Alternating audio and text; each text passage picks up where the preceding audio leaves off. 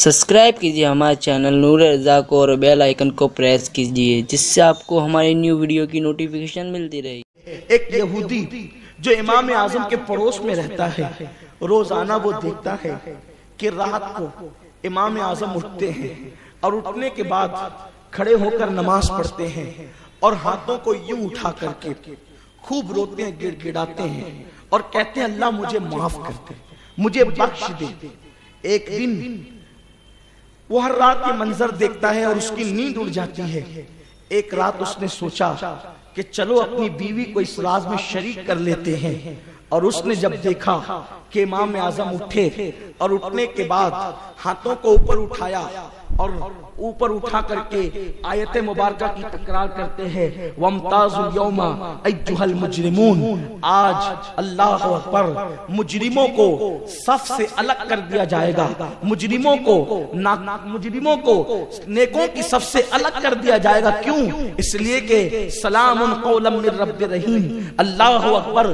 آج اللہ یعنی آج سے مراد قیامت کے دن اللہ تبارک و تعالی اپنے بندوں کو سلام کر رہا ہوگا، لیکن جب اللہ اپنے بندوں کو سلام کر رہا ہوگا اس وقت اللہ فرمائے گا وَامْتَازُوا الْيَوْمَ أَيُّهَا الْمُجْرِمُونَ، اے مجرموں آج اس صف سے باہر نکل جاؤ، نیکوں کی صف سے باہر ہو جاؤ۔ میرے آقا صلی اللہ علیہ وسلم کے دیوانوں، وہ کیسا دن ہوگا، اس دن حالت کیا ہوگی، اس دن کیفیت کیا ہوگی۔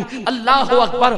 اگر کوئی محفل ہو، اس محفل سے یہ کہا جائے او فلاں اٹھو اور باہر چلے جاؤ، تو سوچو اس کی کتنی بے عزتی ہوگی، اس کو کس قدر بے عزتی محسوس ہوگی، وہ کتنا ذلیل ہوگا، وہ کتنا رسوا ہوگا۔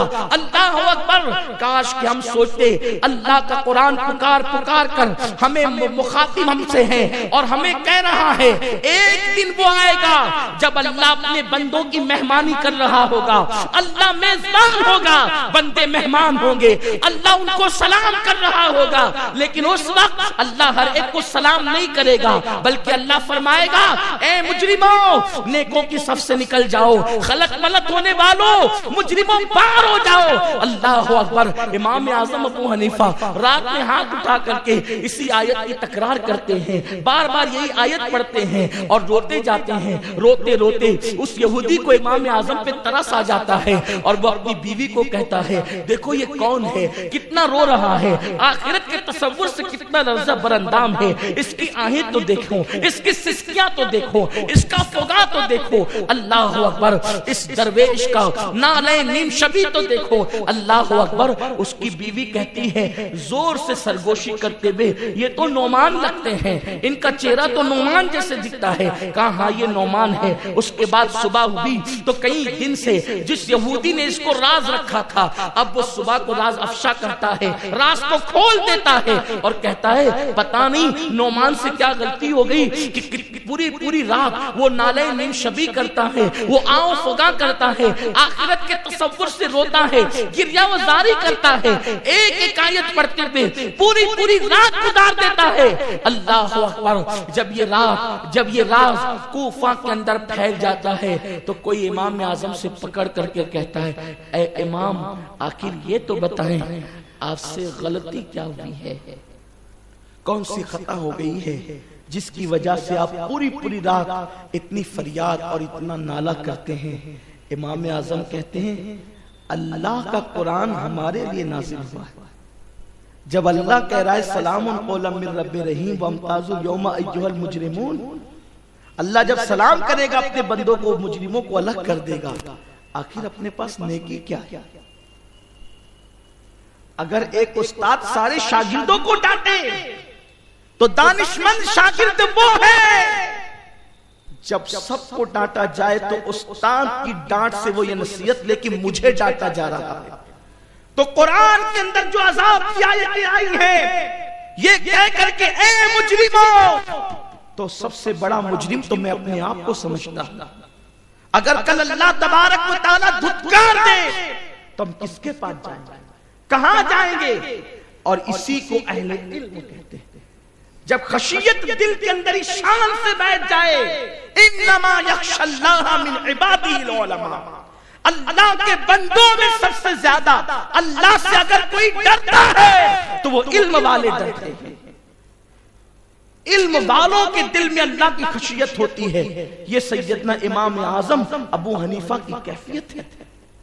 آج وہ امام جو دین کی خدمت اس طرح کرے، وہ امام جو رمضان شریف میں 61 مرتبہ قرآن ختم کرے، وہ امام جو 300 مرتبہ کبھی کبھی 1000 رکعتیں نماز پڑھے، وہ آخرت کے تصور سے اتنا روتے ہیں. کبھی ہمیں بھی رونا آیا، کبھی ہمارا بھی نالہ و فریاد اٹھا ہے، کبھی ہم نے بھی آنسو بہائے ہیں. ایھا المجرمون کہہ کر قرآن نے تمہیں اور ہمیں بھی مخاطب کیا ہے. ہائے ہم تو غیبتیں کرتے ہیں، ہم تو چغلیاں کرتے ہیں، ہم تو بھائی بھائی میں لڑائیاں لگاتے ہیں، ہم تو معاشرے کے اندر ایک دوسرے میں اختلاف پیدا کرتے ہیں. ہمارا حال یہ ہے تو ہم رشوت کا لقمہ بھی نگل جاتے ہیں. ہمارا حال یہ ہے ہم حرام بھی کھا جاتے ہیں. ہمارا حال یہ ہے ہم لوگوں کو گالیاں بھی دے جاتے ہیں. امام اعظم کا تقویٰ یہ تھا کہ امام اعظم ابو حنیفہ کو حضرت سیدنا داؤد طائی کہتے ہیں کہ میں نے 40 سال امام اعظم کی خدمت کی ہے، میں نے تنہائی میں بھی امام اعظم کو کبھی ٹوپی کے بغیر نہیں دیکھا. چراغ لے کر نہیں، سورج لے کر ڈھونڈیے ایسی ذات آپ کو مل جائے تو.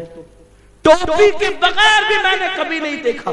جب مسا کرتے تھے تو اپنا امامہ سر سے ہٹاتے تھے اور فوراً پہن لیتے تھے.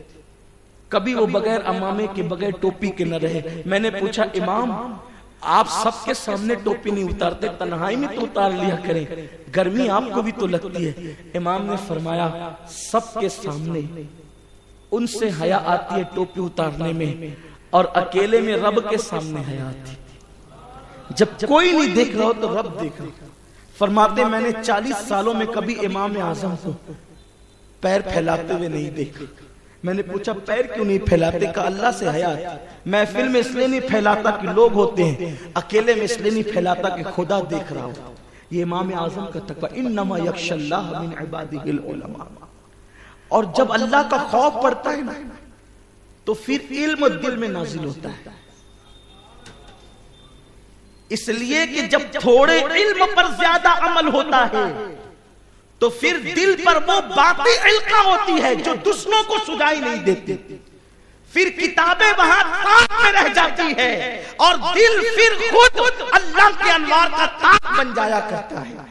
پھر جب انسان زبان کھولتا ہے تو پھر وہ حکمت کی باتیں نکلتی ہیں جو دوسروں کے کبھی گمان میں بھی نہیں آتی. یہی تو بات ہے کہ امام اعظم ابو حنیفہ جو فتویٰ دیتے تھے اس فتوے تک کوئی پہنچ ہی نہیں پاتا تھا. لوگ دنگ رہتے تھے ان کے پاس آتا کہاں سے، کیونکہ کتاب میں پڑھ کر دیں تو کتاب تو سب کے پاس رہتی ہے. لیکن جب دل تاکہ حرم بن جائے، دل جب اور یہ دل تاکہ حرم کب بنتا ہے؟ جب خشیت الہی کا گنجینہ بن جاتا ہے.